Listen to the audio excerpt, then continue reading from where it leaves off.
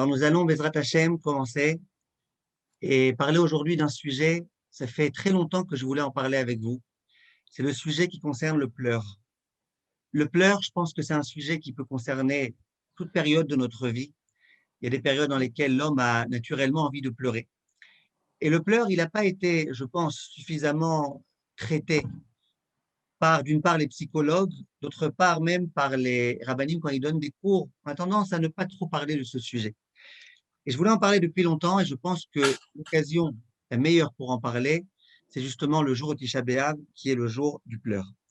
Toute cette période-là, c'est une période qui est liée au pleur. Le peuple juif a pleuré. Le peuple juif aujourd'hui encore pleure. Le peuple juif continuera de pleurer tant que le Beth Amikdash ne sera pas reconstruit. Et ensuite, aussi, j'imagine, pour toutes les petites raisons qui peuvent nous entraîner de pleurer les uns et les autres. Les Avot Akdoshim, Abraham, Yitzhak et Yaakov ont pleuré quand ils ont entendu la destruction du Beth Amikdash. Et dans d'autres occasions, on va le voir, Bezrat Hashem. Les anges ont pleuré, ainsi qu'il est écrit dans les Midrashim et dans la Gemara de Chagiga Dafé. Et en dehors de ça, il faut bien comprendre qu'il y a quelque chose de très ambigu à propos du pleur. C'est que d'une part, le peuple juif a eu le Beth Amikdash détruit et l'exil à cause du pleur, et d'autre part, c'est grâce au pleur que nous allons, Bezrat Hashem, être délivrés. Pourquoi je fais allusion? Chachamim disent que le jour où les Meraglim ont fait pleurer le clan Israël, c'était la nuit de Tisha B'Av. Et les Juifs, à ce moment-là, ont pleuré gratuitement. Akadosh Baruch Hu promet une terre qui est une terre extraordinaire. Et voilà que les gens commencent à pleurer. Ouais, va savoir, ils sont très forts, il y a des gens là-bas qui risquent de nous vaincre, etc., etc. Akadosh Baruch Hu a dit, ah bon, vous avez pleuré cette nuit-là un pleur gratuit, eh bien, je peux vous assurer qu'un jour, et pendant des générations et des générations, vous pleurerez un pleur qui sera mérité. Donc, Chachamim nous dit explicitement que la raison de Tisha B'Av, du Chorban Beth Amikdash, ce jour-là, c'est justement parce que les Juifs ont pleuré. Un pleur gratuit. Il va falloir comprendre c'est quoi un pleur gratuit. D'autre part, Chachamim nous disent, attendez, en dehors de ça, Chachamim nous disent que si jamais on avait pleuré au bon moment, il n'y aurait pas eu la galoute. Le Yakut Shimoni Teilim Kouflamet Zaïm dit Ana Irmia ve'amar lahem. Au moment où les Juifs ont dit au prophète Irmia, Jérémie, comme ça, tu t'en vas, tu nous laisses. Il leur a dit Meidani ale shamayim va'aretz. Je peux jurer, je peux témoigner. Ilou bachitem bechia achat ad she'atem betzion lo gilitem. Que si jamais vous aviez pleuré alors que le Beth Amikdash n'avait pas encore été détruit, eh ben, il n'y aurait pas eu cette galoute. Donc la galoute, elle a eu lieu à cause des pleurs non mérités du clan Israël. Si le clan Israël avait pleuré au bon moment, un pleur mérité, eh ben, il n'y aurait pas eu de galoute. Et en dehors de ça, le Yalkut Shimoni dit Keshem shelo piyes Yosef et Echav ela bebechi. De la même façon que Yosef, quand il a voulu amadouer ses frères, il s'est mis à pleurer. Kachen Akadosh Baruch Hu goel et banav ela bebechi. De la même façon, Akadosh Baruch Hu, il délivrera ses enfants par le pleur. Ainsi qu'il est écrit Bebechi yavou ou betachanonim ovilem.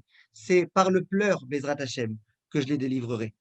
Le Midrash est très connu et nous dit comment Rachel Imenu, en pleurant et en pleurant et en pleurant, c'est elle qui va permettre, le jour où la délivrance va arriver, de nous délivrer.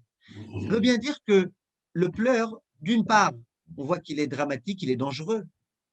D'autre part, on voit que c'est lui qui va permettre de tout résoudre. Et il faut essayer de comprendre, Bezrat Hashem, qu'est-ce qui se passe ici. Plus que ça, la Gemara dans Chagiga va dire que même Akadosh Baruch Hu, même Dieu, il pleure. Alors le pleur, c'est bien, c'est pas bien, qu'est-ce qui se passe? Ce qui est important de comprendre, c'est d'une part, pourquoi ce jour-là, qui s'appelle Tisha B'Av, ça s'appelle aussi un Moed. Un Moed, c'est littéralement, si on n'a pas peur des mots, un jour de fête. Pourquoi on n'a pas dit les supplications ce matin et Tachanounim? Pourquoi on n'a pas dit hier à Mincha Tzidkatra? Parce qu'aujourd'hui, c'est un jour de fête. Si c'est un jour dans lequel on pleure tellement, elle est où la fête ici? Autre point qu'il faut comprendre. Ce qu'il faut comprendre, à part ça, sur le plan beaucoup plus psychologique, c'est que le pleur aujourd'hui, il met les gens mal à l'aise. Quand je vois quelqu'un pleurer, d'un coup, je me sens le besoin de lui parler, de le rassurer, de lui dire quelque chose. J'ai pitié pour lui, j'ai de la peine pour lui, j'aime pas voir quelqu'un pleurer. Plus que ça, la personne qui pleure. Parfois, il y a des gens qui viennent dans mon bureau et qui ont des soucis. Ça peut être des soucis de shlom bayit, des soucis de tout type de domaine. Et la personne, à un moment donné, elle se met à pleurer. Premier réflexe, quand elle se met à pleurer, c'est oh, excusez-moi, excusez-moi. Excusez-moi. Ce qu'il y a, quand tu respires aussi, tu me dis excusez-moi. Quand tu rigoles aussi, tu me dis excusez-moi. Pourquoi, quand tu pleures, tu dis excusez-moi? Et vous remarquerez souvent, les gens chez leur psy, se mettent à pleurer, excusez-moi. Bon, une fois, j'ai dit à quelqu'un, non, je t'excuse pas. Si tu pleures, je t'excuse pas. Tu n'as pas pleurer. Tu pleures, après tu dis je m'excuse, c'est trop facile. Non, je plaisante. Évidemment que le pleur, c'est quelque chose de tout à fait normal, naturel. Hachem a créé cette chose-là. Pourquoi les gens ont tellement honte de pleurer? Pourquoi aujourd'hui on dit que pleurer, c'est pour les gens qui sont faibles? Pourquoi on dit que les hommes, ils pleurent pas, c'est que les femmes qui pleurent? Comme pour dire que les gens qui sont plus faibles, c'est eux qui pleurent. Qu'est-ce qui se cache ici? Comment comprendre ça? On va essayer aujourd'hui, Bezrat Hachem, aussi de comprendre comment la Kabbalah, elle regarde le sujet qui est celui du pleur. On va essayer de comprendre aussi pourquoi les gens, quand ils ont pleuré, après, ils se sentent beaucoup mieux qu'avant d'avoir pleuré. Et ça, c'est avéré et tout le monde vous le dira. En dehors de ça, on va essayer de comprendre comment se servir de cet instrument très fort qui est le pleur pour Bezrat Hachem avoir le droit à la reconstruction du Beth Amikdash. Et enfin, il va falloir comprendre une chose. La Gemara dit que depuis le jour où le Beth Amikdash a été détruit, les portes de la Tfila ont été fermées. Et la Gemara dit, mais par contre, les portes du pleur, elles ne sont pas fermées. C'est que même si tu pries, bon, Hachem, où il écoute pas. Mais si tu pleures, là, c'est sûr que Kadosh Baruch Hu va écouter ta prière. Qu'est-ce qu'il y a de particulier? Pourquoi? Pourquoi, si je pleure, voilà quelques petites gouttes, d'un coup, la tefila est plus écoutée? Qu'est-ce qui se passe? Comment ça marche? En Bezrat Hachem, on va se lancer dans cette étude et vous allez voir combien c'est une étude qui est, à mon avis, très, très intéressante et qui va nous permettre de comprendre, qui va peut-être permettre à certaines personnes de se mettre à pleurer. Peut-être pas tout de suite pendant le cours, mais à pleurer plus tard, à comprendre c'est quoi le pleur et comment se servir du pleur pour que les choses puissent, Bezrat Hachem, bien se passer. Dans Bamidbar, Perek Yud Aleph, Pasuk Yotret, au moment où les Bnei Israël se sont plaints de plus avoir le droit de viande, à ce moment-là, Kadosh Baruch Hu, il leur fait le reproche. Et il leur dit, ah bon, Ki bechitem beozne Hashem lemor mi achilenu basar, ki tov lanu memitzraim. Ah, comme ça, vous avez pleuré. Vous avez pleuré en disant, ouais, on n'a plus le droit à la viande ici dans le désert. Combien c'était mieux quand on était en Égypte. Ah, comme ça, vous pleurez. Et là, Kadosh Baruch Hu, il va leur faire la remontrance, il va leur dire qu'ils auront de la viande non-stop jusqu'à ce que ça leur sorte de la bouche. Le Or HaChaim HaKadosh, très, très, très grand rave du XVIIe, XVIIIe siècle, pose une question super puissante. Il dit, je ne comprends pas, c'est quoi le problème de pleurer? Hachem, il leur a pas dit pourquoi vous vous êtes plaints. Il aurait pu leur dire pourquoi vous vous êtes plaints. Il n'a pas dit ça au Israël. Il dit, pourquoi avez-vous pleuré? Demande le Or HaChaim HaKadosh, qu'est-ce qu'il y a de tellement mauvais dans le pleur? C'est pas bien de pleurer. Quoi, toute femme qui pleure quand son mari l'avec, c'est mauvais. Qu'est-ce qu'il y a dans le pleur? Pourquoi pas? Vient le Or HaChaim HaKadosh et il dit, Véniré, je lis dans les mots, Kitaam akpada. Pourquoi Hachem, il a tellement tenu rigueur? Ou les tzad sheabechi, yore al chisron amuchlat bishlilat asaga. Ça, c'est mieux que la psychologie, ça. Écoutez bien ce qu'il dit le Or HaChaim. Il dit, pleurer, ça arrive au moment où tu es complètement découragé. Tu es sûr et certain que tu ne pourras pas accéder à la chose. C'est là que tu te mets à pleurer.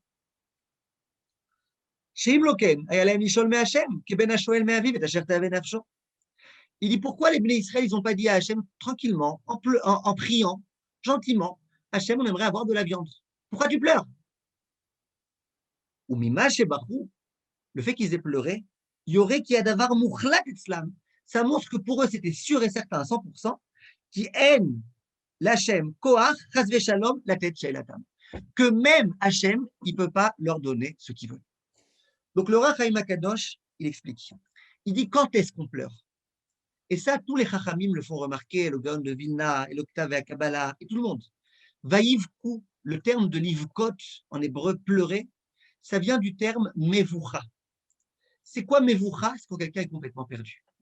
Quand quelqu'un est perdu, il se met à pleurer. Lorsque tu es perdu, ça y est, il n'y a pas, il n'y a plus. Même Dieu, il ne peut plus. Qu'est-ce qui se passe? Et bien là, tu perds complètement toute ta lucidité. Tu perds complètement toute ton espérance, tout ton espoir. Et c'est là que tu te mets à pleurer. Viens le Rachaim Akadosh et dit que les Bnei Israël veuillent de la viande. Il n'y a pas de problème. Un bon steak, c'est bien. C'est pas ça le problème. Le problème, c'est pourquoi tu pleures. Si tu pleures, ça veut dire que c'est fichu, ça y est, c'est terminé. Plus jamais il y aura de la viande. C'est fini. Hachem, dans le désert, il ne peut pas donner de viande. Ah, si simplement vous aviez demandé, il n'y aurait pas eu de problème. Mais d'accompagner ça par un pleur de découragement, ça, c'est gravissime, gravissime. C'est quoi cet état d'esprit-là qui s'appelle le désespoir total, qui s'appelle la mevoucha, qui s'appelle la bria? C'est qui la première personne à avoir pleuré dans la Torah? C'est Hagar. Hagar, la femme de Abraham Avinu. Au moment où Abraham Avinu lui dit au revoir, tu vas t'en aller toi et ton fils Ishmaël. Kadosh Baruch Hu lui a dit de faire cette chose-là. Elle va être dans le désert avec son fils et ils n'auront pas de quoi manger, de quoi boire. Ishmaël, il va avoir très soif. Elle va pas savoir quoi faire. À ce moment-là, elle va se mettre à pleurer. Le pleur, il symbolise bien le désespoir. Le pleur, il symbolise la situation dans laquelle tu n'arrives pas à faire face à cette situation.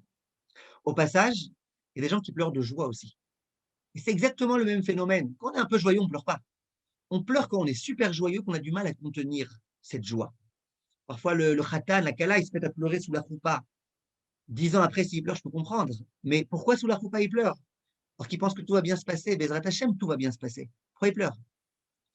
Eh bien, quand les gens, ils ont beaucoup, beaucoup, beaucoup de sentiments très forts, qu'ils ont du mal à gérer, eh ben, ils sont un peu perdus. Voilà, ils sont perdus. Mais vous, ils sont un peu perdus. Pour prendre un exemple très concret, il y a des gens qui ont quelquefois besoin de fuir la réalité, de fuir le monde dans lequel ils sont. Il y a des gens, par exemple, qui sont des narcomanes. Ils ont besoin quelquefois, ils n'arrivent pas à faire face à la réalité. Et donc, ils ont besoin de fuir. Et ils vous diront, c'est quand les moments où ils ont vraiment, vraiment besoin de fuir la réalité, c'est soit quand rien ne va. Quand rien ne va, ils ont perdu un être proche, ils ne vont pas bien. Soit quand ça va trop bien.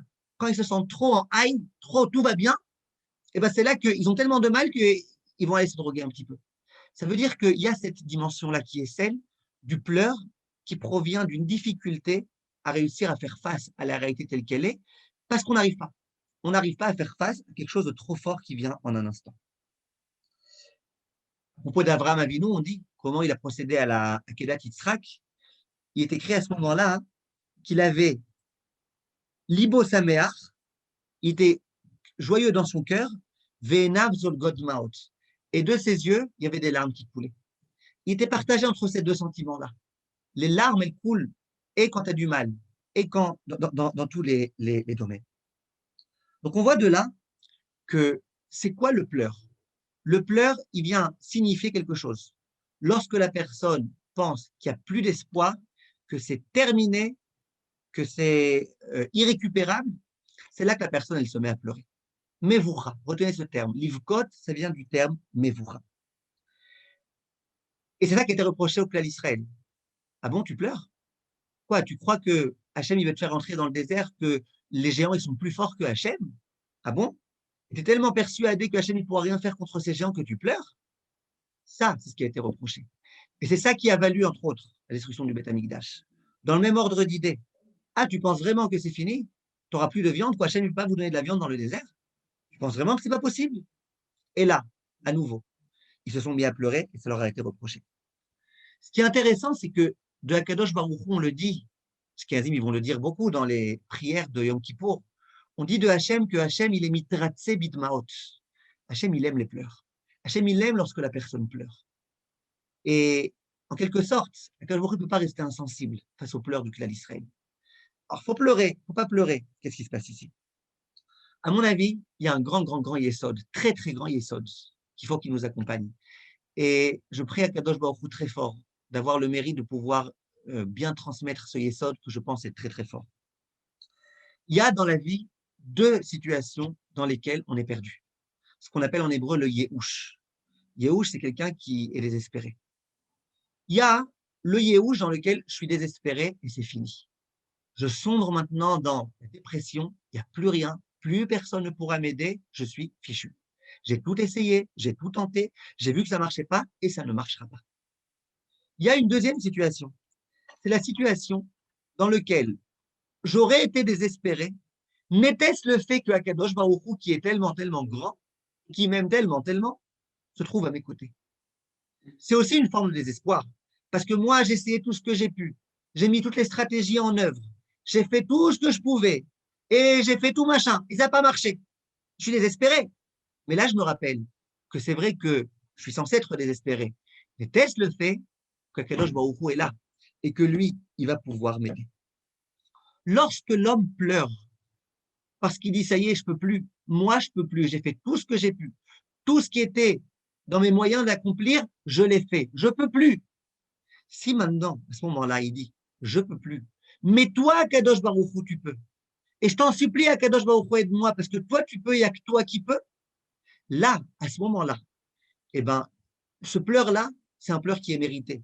Et c'est un pleur qui va marcher. Un pleur qui va marcher de façon extraordinaire. Pourquoi? Parce que le but de l'homme sur Terre, c'est de vivre avec Akadosh Baruch Hu, de dévoiler Akadosh Baruch Hu dans sa vie, de comprendre que c'est Akadosh Baruch Hu qui gère le monde tout entier. Lorsque l'homme comprend moi, je peux plus, qu'il se met à pleurer et qu'il implore Akadosh Baruch Hu, à ce moment-là, il fait preuve de modestie. À ce moment-là, il comprend que lui-même, il peut pas. À ce moment-là, il comprend qu'il n'y a que Hachem qui peut. À ce moment-là, il se rabaisse. Et au moment où il se rabaisse et où il fait toute sa place à Akadosh Baruch Hu, ça, c'est quelque chose de très, très, très, très grand. Le Or HaChaim Akadosh, il ne reproche pas au clan Israël d'avoir pleuré. Il dit, pourquoi vous n'avez pas prié? Quand vous pleurez, ça veut dire que vous dites que même Hachem ne peut pas. Ce que les Meraglim vont dire explicitement. Même Hachem ne pourra pas, ils sont trop grands, trop géants.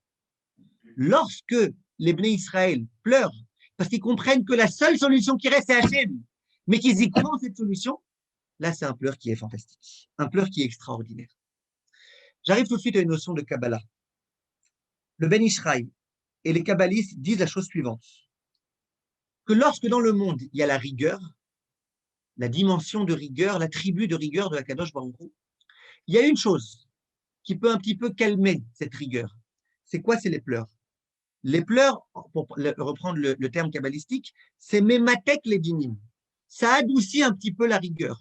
Lorsqu'il y a la rigueur dans le monde, le pleur, ça peut calmer un petit peu. C'est pour ça que le Hari Akadosh dit que lorsque quelqu'un y pleure, eh ben, qu'il ait la kavana à ce moment-là, l'intention d'adoucir un petit peu la rigueur qu'il y a dans le monde. Comme ça, le Harizal et les Mekoubalim disent. Le Ramaz, le Rav Zachout, qui était aussi un très, très, très, très grand kabbaliste, il dit, je vous lis dans les mots, Inyan Abria, c'est quoi le pleur? Ou les Otsim et Kor Adinim Lachutz.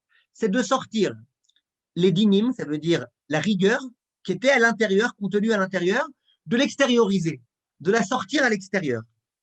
Et après, il dit le Rav, Umi Bessari et Chezé. Et moi, je l'ai vécu moi-même, ça. Qui kodem abechi, avant le pleur, un Adam malé egono du plimiuto. L'homme, il est plein de tristesse, il ne se sent pas bien. L'homme, parfois, avant de pleurer, il est complètement, complètement oppressé. Dit le Rav, Ubi priato, yarviachlo. Et lorsqu'il pleure, ça y est, après, il a décompressé, maintenant il se sent bien. Dit le Rav, si tu te sens bien après avoir pleuré, ça veut dire que la rigueur qui était contenue à l'intérieur, la difficulté que tu avais à l'intérieur, elle a pu sortir grâce aux pleurs.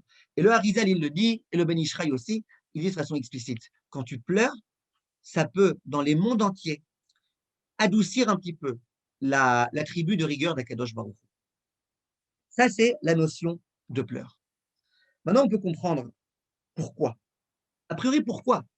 Pourquoi le pleur, il adoucit la rigueur? S'il y a de la rigueur, il y a de la rigueur. Si tu as pleuré, ça y est, Barbie, tu as pleuré, qu'est-ce qu'il y a? En fait, l'idée est très simple. Lorsque tu pleures, qu'est-ce que tu fais? Tu montres bien que toi, c'est fini, tu n'as plus aucune chance. Tu montres qu'il n'y a que Akadosh Baruch Hu qui peut. Donc, tu mets un coup de poignard à ton ego, à ton égocentrisme. Tu mets un coup de poignard à toi-même. Et là, qu'est-ce qui se passe? D'un coup, tu te connectes à Neshama. D'un coup, tu te connectes à Akadosh Baruch Hu. D'un coup, tu fais tes chouvas, tu te rappelles que tu as besoin d'Akadosh Baruch Hu, que c'est lui qui fait tout. Et dans cet état d'esprit-là, dans lequel tu pleures parce que tu n'as aucune chance, tu te remets entre les mains d'Hachem, tu comprends qu'il faut que tu sois à la hauteur d'accomplir la volonté d'Akadosh Baruch Hu, quand il y a tout ça qui se lie, et bien d'un coup, bien évidemment, ça peut retirer toutes les notions de rigueur, parce que la rigueur, elle vient lorsque l'homme y pense que Dieu n'existe pas, que moi, je suis un espèce de Dieu, etc., etc. Lorsque l'homme, il laisse sa place à Dieu, là, il y a la notion de rigueur qui se calme. Au passage, c'est ce qui se passe avec le chauffard. Le chauffard, on va bientôt y être, Bezrat Hashem, le jour de Rosh Hashanah, le Baal Tokia, il prend son chauffard. Il se trouve à Paris, à Lyon, à Bruxelles, à Jérusalem, peu importe où. Il sonne dans son chauffard quelques sons, une centaine de sons, et il est écrit dans Chazal qu'à ce moment-là, il secoue littéralement le trône divin, le trône céleste. Il est écrit qu'à ce moment-là, Hachem, il sort du trône de rigueur et il s'assoit sur le trône de miséricorde. Rami me donne un exemple. Ils disent, c'est comme un jour, il y avait un homme qui était hyper puissant, très très fort. Et il y a des gens qui sont venus qui ont dit, allez, nous, on va lui montrer qu'on est plus fort que lui. Il était assis sur une chaise. Il y en a un qui a dit, allez, moi, je vais le soulever. Il le prend comme ça, il tire, il tire, il tire. Et puis, il n'arrive pas. Un autre qui arrive, il tire, il n'arrive pas. Ils essayent deux ensemble de le tirer. Il n'arrive pas, il est trop fort celui-là. Ils se disent, bon, ben, c'est fini, quoi. À un moment donné, il y a son bébé. Son bébé à cet homme-là qui était assis, qui se met à pleurer, pleurer, pleurer, pleurer, pleurer. Cet homme, il comprend que s'il ne se lève pas pour aller le prendre, le bébé il risque de mourir. Le père, tout de suite, se lève et va prendre son bébé. Ce que des gens très, très forts n'ont pas réussi à faire, le petit bébé, avec son pleur, il a réussi à faire. Le chauffard, ça ne vient pas exprimer une force. C'est pas qu'on est fort, c'est tout le contraire, on pleure. Le chauffard, il symbolise le pleur. Il oulé, il a là. Ça vient symboliser le pleur. Lorsque le clan Israël se met à pleurer, lorsque le clan Israël dit nous ne pouvons plus, nous n'avons aucune force, aucun pouvoir, il n'y a que toi, Hachem, qui peut. Et bien là, immédiatement, la rigueur, elle s'en va. Le Kisédine, il s'en va. Et à ce moment-là, Kadosh Baruch Hu se trouve sur le Kisé Rachamim. Et à mon avis, c'est ça le pshat dans ce qui est dit que Sha'arei Dima Lolina Alou. On a posé la question, mais pourquoi? Pourquoi le pleur? Pourquoi les larmes? Elles laissent à Kadosh Baruch Hu tellement, tellement indifférent. Elle ne le laisse pas indifférent. Pourquoi? Comment ça se fait? Alors en fait, la leçon, à mon avis, elle est justement là. Il est écrit dans le Zohar à Kadosh qu'il y a plusieurs types de tfilotes. Il y a tfila les David, tfila les Asaf, Mizmor les Asaf, tfila les Moshe. Il y a tout type de prières. La prière de David, la prière de Moshe, la prière de un tel et un tel.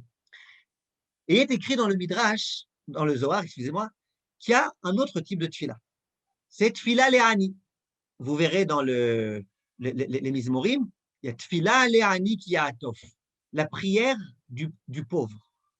Demande le Zohar à Kadosh. C'est laquelle la prière la plus grande? Est-ce que c'est la prière... Enfin, excusez-moi, un petit problème technique, une seconde.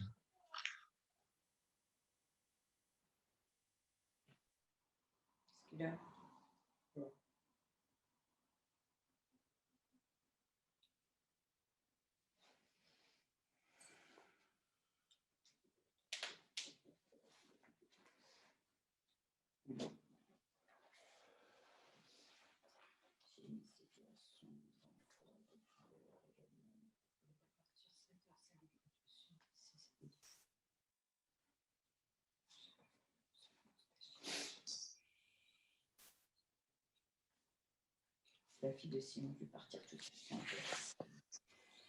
Ses princes, les serfs, tu restes un coup de force qui est penché. Ça va, c'est bien des choses.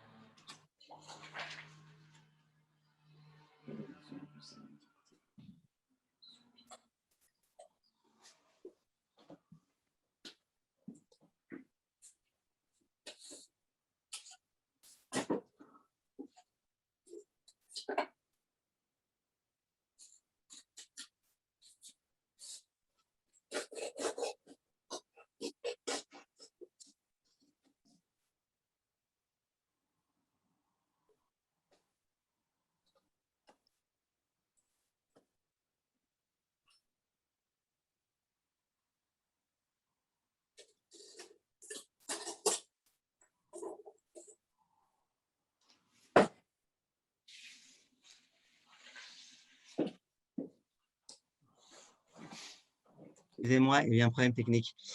Les Chachamim disent que la prière la plus extraordinaire qui puisse. Oui, monsieur Maurice, c'est monsieur Hébert. Oui, bonjour. Oui, dites-moi, Je mets les gens en silence. Parce que la pub qui nous proposait. Chachamim disent que la prière la plus extraordinaire qui puisse exister, c'est la prière justement du pauvre. Le pauvre, c'est celui qui vient à Kadosh Baruch Hu en pleurant et en suppliant et en disant à Hachem, écoute Hachem, moi je peux pas, moi je peux rien sans toi, il n'y a que toi qui peux. Lorsque l'homme se rabaisse, lorsque l'homme dit à Kadosh Baruch Hu, il n'y a que toi, c'est là qu'Akadosh Baruch Hu écoute. C'est pour ça qu'on peut expliquer le principe qui est que lorsque l'homme pleure, là Hachem écoute. Il n'y a que là qu'Hachem écoute après que le Beth Amikdash a été détruit, parce que c'est de cette façon-là qu'on montre bien qu'on se remet complètement entre ses mains. Le Beth Amikdash a été détruit à cause de Averot. C'est quoi tout ça? Avodah Zara, Gilui Arayot, Shfichut Damim, Sinat Chinam. Toutes ces Averot, c'est des Averot de l'homme qui a envie de faire ce qu'il veut, de l'homme qui a envie de se déconnecter de Dieu, de l'homme qui a envie de donner de l'importance à son être à lui, plutôt que de donner de l'importance aux autres choses. Ça va être quoi donc la façon de reconstruire le Beth Amikdash, comme on a expliqué depuis le début? Ça va être de pleurer. En d'autres termes, le Beth Amikdash a été détruit à cause d'un pleur, qui était un pleur qui symbolisait le manque de confiance en Akadosh Baruch Hu, qui symbolisait le fait que même Hachem il peut pas. Comment nous allons réparer ça? En pleurant. Mais cette fois-ci, en pleurant, en disant, nous ne pouvons pas. Mais toi, Hachem, tu peux. Ça, c'est ce que Chachamim nous enseigne.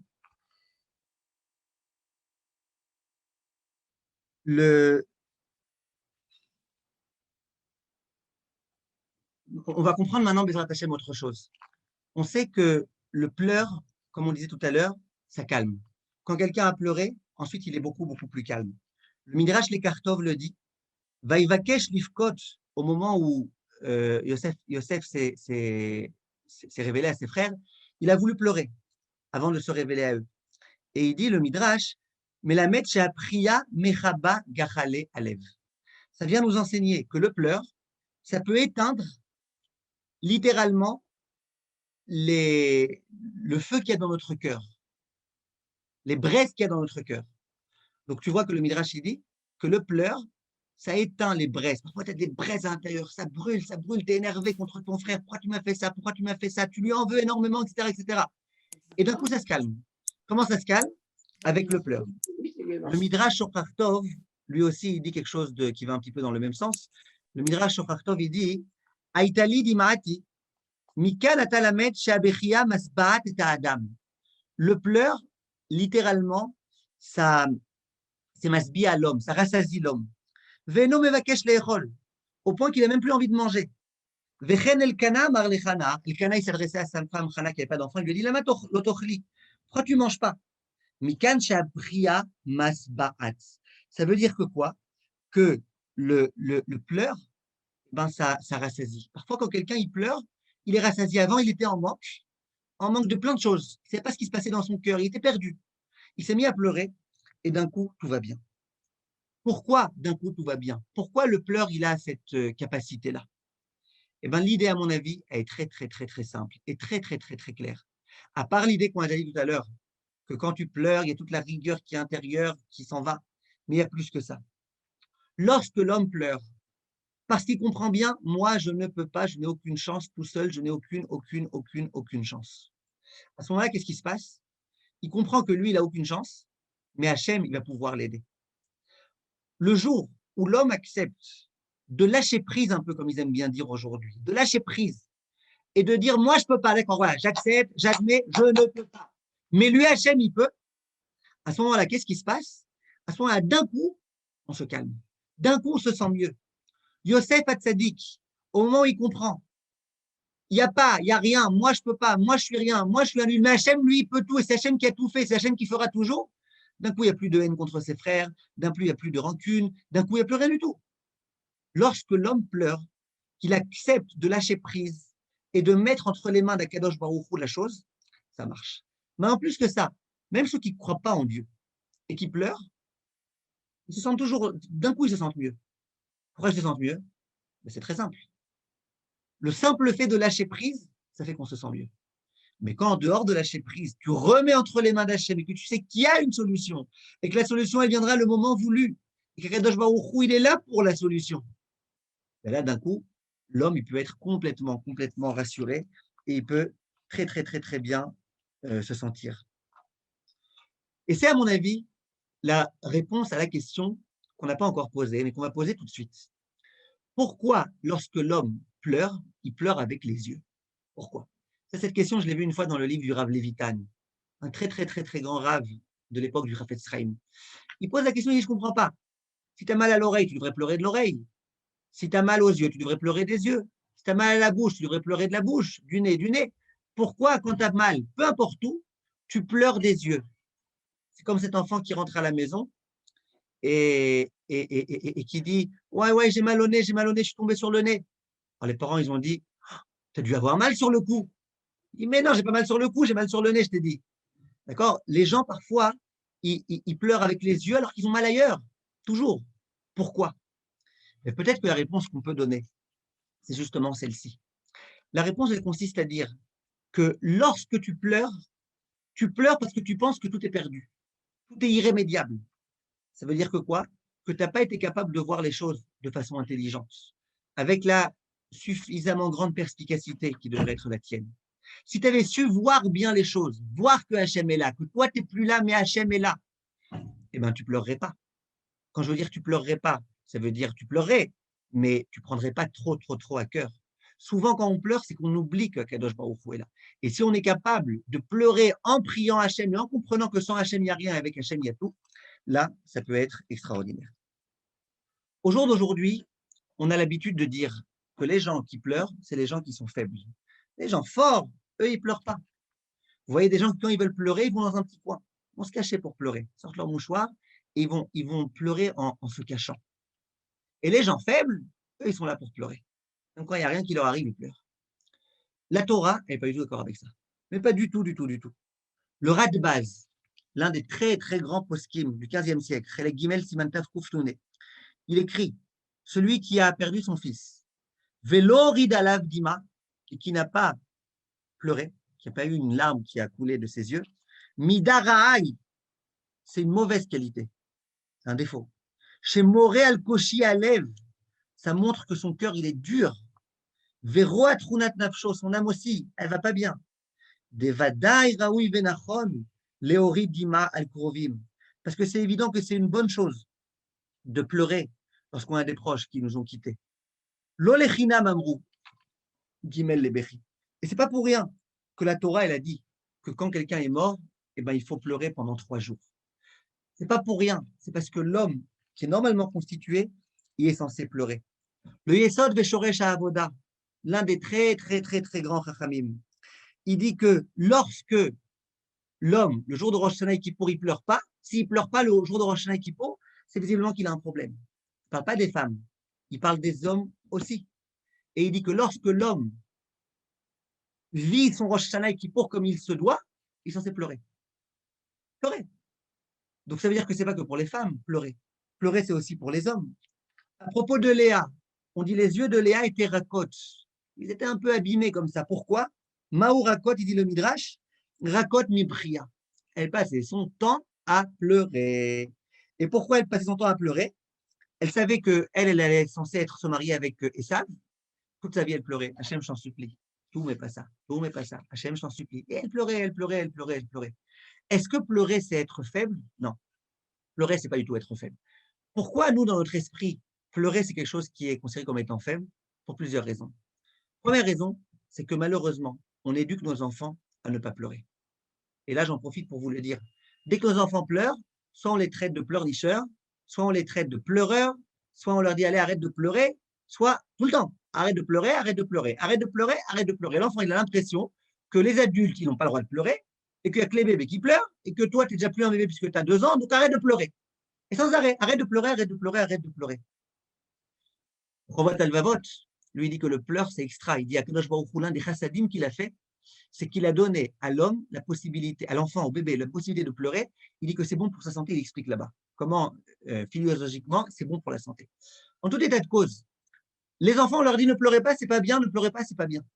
Donc, du coup, ils s'apprennent à pas pleurer. Ils apprennent à pas pleurer. Et moi, je connais des gens qui aujourd'hui ont beaucoup, beaucoup de mal dans leur vie. Beaucoup, beaucoup de mal. Beaucoup, beaucoup de mal dans leur vie.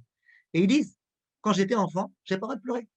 Quand je pleurais, mes parents me disaient, ah bon, tu pleures, mais tu vois pas la chance que tu as d'avoir une tellement bonne famille, tellement machin, tellement de trucs. On ne laissait pas pleurer. Quand les enfants, ils voulaient exprimer leurs sentiments, on ne les laissait pas. Après, ces gens-là, ils finissent malheureusement avec des graves déprimes, avec des graves problèmes psychologiques et compagnie. Les enfants ne les laissent pas pleurer. Et ça, c'est déjà en soi une erreur. Tu ne laisses pas pleurer. Pourquoi? Tu as l'impression que c'est un défaut de pleurer? C'est sûrement pas un défaut de pleurer. Les gens qui ne pleurent pas, d'abord, ça veut dire qu'ils ont envie de se croire être des surhommes. Paro, par exemple, il n'allait pas aux toilettes. Il voulait dire, moi, je suis un dieu, je ne vais pas aux toilettes. Tu n'as pas honte de dire que tu vas aux toilettes. Pourquoi tu as honte de pleurer? Pleurer, c'est quelque chose d'humain. Tu as le droit de ne pas bien te sentir. Tu as le droit de te sentir presque désespéré. C'est normal. Or, nous, on aimerait bien être toujours en haut de la vague. On aimerait bien, toujours être en haut de la vague. Ce n'est pas possible. Parfois, on est dans le creux de la vague. On n'est pas toujours en haut. On aimerait bien ne pas être triste. On aimerait bien ne jamais être triste. Mais ce n'est pas possible. La vie, elle est faite de moments dans lesquels on est plus heureux, plus triste, moins triste. C'est comme ça que la vie, elle est faite. C'est comme ça que Kadosh Baruch Hu nous a créés. C'est comme ça que Kadosh Baruch Hu modèle nos vies. Donc, c'est normal qu'on pleure. Qu'on n'ait pas envie de pleurer, c'est normal. Mais les gens qui ne pleurent pas et qui n'extériorisent pas les sentiments qu'ils ont à l'intérieur, eh ben, ils vont tourner en rond. Tourner en rond, tourner en rond, tourner en rond. Et ça, même les psychologues et les psychiatres le disent, jusqu'au jour où ils vont accepter d'être à l'écoute de leurs sentiments. Et c'est là qu'ils vont pouvoir réussir à s'en sortir. Quand quelqu'un a envie de pleurer, laisse-le pleurer. Quand toi, tu as envie de pleurer, toi, monsieur, grand PDG de ceci et cela, tu as envie de pleurer, pleure. Pleure, ça va te faire du bien. Quand tu pleures, tu te reconnectes à toi-même et tu peux réussir comme ça à te sentir beaucoup, beaucoup, beaucoup mieux. L'homme qui ne pleure pas, finalement, il va devoir pleurer devant son psychiatre. S'il n'est pas capable de pleurer, de sortir un petit peu toute la rigueur qui est en lui, comme on a expliqué dans la Kabbale, toute la pression qui est en lui, finalement, dépression. Il va devoir aller chez son psychiatre parce qu'il ne va pas supporter ce qui se passe. Donc, pleurer, c'est quelque chose de tout à fait normal. En dehors du fait que parfois le pleur, il vient exprimer quelque chose. Le pleur, parfois, il vient exprimer « je ne vais pas bien ». Peut-être qu'il faut que je change des choses dans ma vie. Peut-être qu'il faut que je change de direction dans certaines choses. Mais à part ça, le pleur est nécessaire. Il y a certains qui veulent faire ressembler la chose à un barrage. Il y a un barrage, et il y a de la pluie qui coule, elle s'amoncelle. Au bout d'un moment, si le barrage ne s'ouvre pas, eh ben, il n'y aura plus de possibilité de retenir l'eau. Alors, le barrage s'ouvre, et puis l'eau, elle s'en va. Et puis, une fois que toute l'eau s'est évacuée, on referme le barrage. Ben, le pleur, c'est pareil. Tu encaisses. Au bout d'un moment, il faut que ça sorte. Si tu refuses que ça sorte, eh ben, ça va bouillonner à l'intérieur. Rappelez-vous de ce qu'il y a écrit dans le Midrash. Le pleur, ça permet d'effacer toutes les braises qui sont à l'intérieur de son cœur, de les éteindre. Et ça, c'est très, très, très, très important à comprendre. Et regardez là un petit peu la beauté de la Torah. La Torah, elle dit lorsque quelqu'un a perdu un proche, il doit pleurer. Il y en a qui disent c'est une obligation, c'est pas une obligation. En tous les cas, la Torah, elle dit Gimel, Yamim, les prix. Gemara no moed katan dafkav zayin. Quand quelqu'un a perdu un proche, les 3 premiers jours, il pleure. C'est-à-dire que la Torah, elle t'enjoint, elle te demande, elle te conseille, elle te recommande de pleurer. C'est la Torah qui te le dit. Et les gens qui n'ont pas pleuré, qui n'ont pas pris les deuils de leurs proches, et ça aussi vous en verrez plein, ils vont vous dire, j'arrive pas à me consoler. Il y a des gens, pendant tous les shivas, qui se sont amusés au baby-foot et au ping-pong et à tout type de choses. Après, au bout de 7 jours, ils disent, c'est bizarre, j'arrive pas à me consoler. Alors que s'ils avaient suivi les injonctions de la Torah, si les 3 premiers jours, ils avaient pleuré, ils avaient pris 3 jours pour se concentrer sur le pleur, je pleure, ça irait beaucoup mieux. Pareil dans tout type de situation. Il y a des gens qui ont divorcé, il y a des gens qui ont dû rompre une relation amoureuse, qui ont dû rompre quelque chose. Il y a des gens qui ont dit, OK, ça me fait mal parce que j'étais très, très proche de cette personne, ça me fait mal. OK, ça me fait mal, je pleure. Ils vont pleurer, ils vont prendre le deuil, entre guillemets, de cette relation. Et puis après, ils vont tourner une page, ils vont se marier avec quelqu'un d'autre. Il y a des gens qui ne vont pas prendre le deuil. Des gens qui vont dire, je ne peux pas, je n'accepte pas, je n'accepterai pas. Et je ne suis pas triste. Non, je ne suis pas triste. Juste l'autre, ce n'est pas normal qu'il m'ait fait ça. C'est scandaleux. Et ces gens-là, vous les voyez au bout d'1 an, 2 ans, 3 ans, ils n'arrivent toujours pas à se marier. Ils n'arrivent même pas à penser peut-être, à envisager de se marier avec quelqu'un d'autre. Pourquoi? Parce qu'ils n'ont pas pris le deuil. Donc, prendre le deuil de quelque chose, pleurer, c'est quelque chose de tout à fait humain. C'est quelque chose qui n'est pas fait que pour les hommes. Quelqu'un qui a peur d'être vu par les autres comme étant un faible, c'est un faible.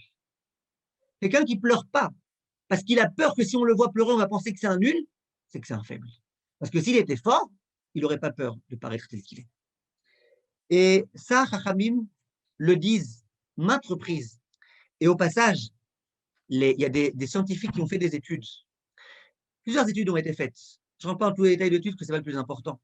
Et qui ont montré que dans le pleur, il y a des hormones du stress qui se trouvent. Les hormones ACTH, les hormones du stress, les hormones de la colère, les hormones de tout ce qui fait qu'un homme peut être stressé et dépressif. Quand quelqu'un pleure, on voit dans ses larmes ces hormones-là qui se trouvent. Ils ont fait l'étude. Ils se sont dit, quand quelqu'un pleure parce qu'il était en contact avec un oignon, quand quelqu'un a coupé un oignon, et qu'il est tellement sensible, monsieur, qu'il a pleuré, le pauvre oignon, et qu'il a des larmes, ils ont pris ces larmes, ils ont fait des études, ils ont vu que dedans, il n'y a pas ces hormones-là. Les hormones du stress, elles ne se trouvent pas. Ça veut dire que l'hormone du stress, elle se trouve dans le pleur. Ça veut dire que, comme les Mekoubalim disent, que dans le corps humain, il y a de la rigueur, il y a de l'énervement, il y a plein de choses. Quand tu pleures, tu extériorises ça. Et quand tu extériorises ça, les choses vont beaucoup mieux. Au passage, et si je peux me permettre, le Rav Ovadia, combien de fois il pleurait? Combien de fois? Il racontait une petite histoire. Dans son histoire, il racontait qu'il y avait une mère qui avait perdu sa fille, il se mettait à pleurer. Roban et Tamikdash, oh oh, combien il pleurait. Ah, c'était un homme pas fort. Comment il était fort, le Rav Ovadia? C'est un homme qui avait du sentiment. Parce que le sentiment que Kadosh Baruch Hu nous a donné, c'est un sentiment humain. Il ne faut pas le délaisser. Et il faut vivre avec. Il est écrit dans Chazal que le maror qu'on mange à Pessah, il est écrit que si ce maror-là, au lieu de le mâcher, on l'avale d'un coup, on n'est pas quitte de la mitzvah. Et Shalom Shvedron, il explique. Il dit le maror, c'est l'amertume. Quand il y a de l'amertume qui arrive, tu pourrais dire allez, je l'avale et puis voilà, j'oublie, je tourne la page. Quand tu vas tourner la page, tu n'as pas encore lu cette page. D'abord, mâche un peu. Aperçois, toi, que c'est difficile, que ça fait mal. Accepte d'avoir mal. Vis avec ce sentiment d'avoir mal. Et après, tu pourras avaler. Après, tu pourras tourner une page. Ça, c'est ce que Chachamim nous enseigne. Et ce que je voulais vous dire au passage, c'est que tous les sentiments qu'on a, quand quelqu'un a des sentiments, le meilleur conseil que tout le monde donne, nos sages en particulier, c'est d'en parler. Quand quelqu'un, par exemple, a une très, très, très, très bonne nouvelle, ce qui va pouvoir l'aider, ça va être d'une part de lui annoncer la nouvelle au fur et à mesure, pas trop vite, mais ça va être aussi qu'il puisse en parler. Quand quelqu'un il entend une mauvaise nouvelle, il faut qu'il puisse extérioriser ça. Et ça, il y a beaucoup d'enseignements de Chachamim qui vont dans ce sens-là. Et qui disent attention, une trop bonne nouvelle d'un coup, une trop mauvaise nouvelle d'un coup, ou quand tu laisses tout à l'intérieur de toi, que tu ne partages pas, c'est pas bien. Deaga Belevish, écrit dans le Passouk, quand quelqu'un il a une souffrance, il a un souci, il est sirena, il en parle à quelqu'un d'autre. D'en parler à quelqu'un d'autre, ça peut faire du bien. De pleurer, ça peut faire du bien. D'extérioriser, d'arrêter de garder tout pour toi, à l'intérieur de toi-même. Tout ça, ça peut te faire du bien. Il va falloir faire, Bezrat Hashem, chers amis, c'est se servir de la force du pleur. La force du pleur, comme on a dit, vu que grâce au pleur, on arrive à adoucir un petit peu la rigueur, et vu que quand on pleure, on montre bien à Kadosh Baruch Hu que ça y est, nous, on n'est plus là, et que toi, Hashem, qui est là. Ça a une force très, très, très grande. Le Rav Karlinstein, il raconte, Reuven Karlinstein, qu'un jour, il était à l'hôpital. Il y avait là-bas une dame qui avait des enfants qui étaient en bas âge, qui avait un mari qui était encore jeune. Et elle avait une grave maladie d'intestin. Tous ses intestins, ils étaient en train de pourrir complètement. Les médecins sont venus s'adresser à elle et ils lui ont dit, Madame, il ne vous reste plus qu'une semaine de vie. Cette femme-là, immédiatement, elle dit à sa fille de 15 ans, sors de la pièce, s'il te plaît. Elle se recouvre complètement de sa couverture et le Rav Karlinstein raconte. Elle dit à Kadosh Baruch Hu à ce moment-là, en pleurant, mon père qui est dans les cieux, dis-moi, qu'est-ce que tu as à gagner que je meure? Encore un Kaddish de mon fils? Encore des Mishnayot que vont étudier un tel et un tel? Je te promets à Kadosh Baruch Hu que si je guéris, toute ma vie, je l'investirai pour la Torah et pour les gens qui étudient la Torah. Et tous les jours, je m'engagerai, Be'ezrat Hashem, à faire du bien pour les yeshivot et pour les gens qui étudient la Torah. La fille revient, elle voit sa mère sous la couverture, Elle ouvre la couverture et sa mère lui dit, écoute ma fille, amène-moi un verre d'eau. Maintenant, elle n'avait pas le droit de boire, la mère, c'est trop dangereux, elle n'avait plus d'intestin, elle ne pouvait pas boire. Alors la fille, elle dit à l'infirmière, maman, elle veut boire. Non, surtout, ne lui donne pas. Et la mère, elle insiste, je veux le verre d'eau, je veux le verre d'eau. Elle prend le verre d'eau, la mère, il n'y a pas le choix. Elle fait Baruch ata Hashem, Elokeinu melech haolam, shakol nihya bidvaro. Au bout de quelques minutes, elle dit, j'aimerais manger. Et l'infirmière, ah non, ça, surtout pas. Et la mère, elle insiste. Et la fille, elle amène. Et la mère, elle mange. Les médecins arrivent. Ils voient ce qui est en train de se passer, qu'elle a mangé, que tout allait bien. Ils font des examens. Et le chef de service, il dit, ça fait 30 ans que je suis dans un hôpital, que je suis médecin. C'est la première fois de ma vie que je vois une telle chose.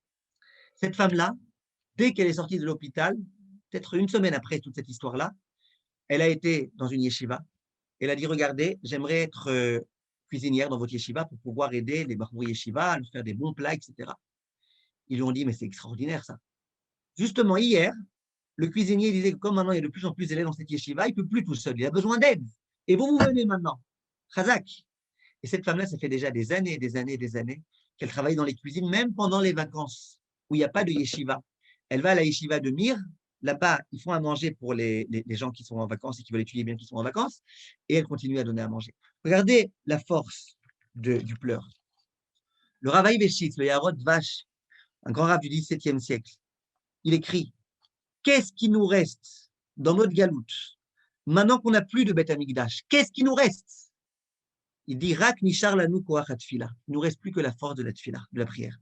Shenikret gam ken avoda. Ça s'appelle aussi un service, comme le service des korbanot. Vekama yesh l'adam lidbonen bo velamod bitfila be'achna etera b'kifat koma. Et combien l'homme il doit bien réfléchir au fait que le prier c'est quelque chose de grand, et combien il doit se rabaisser devant Hachem. Veitpalel benachat ou bechavana. Il faut prier avec doucement et avec kavana. Ve'ashre mi shemitpalel bedema. Et heureux celui qui peut prier en pleurant.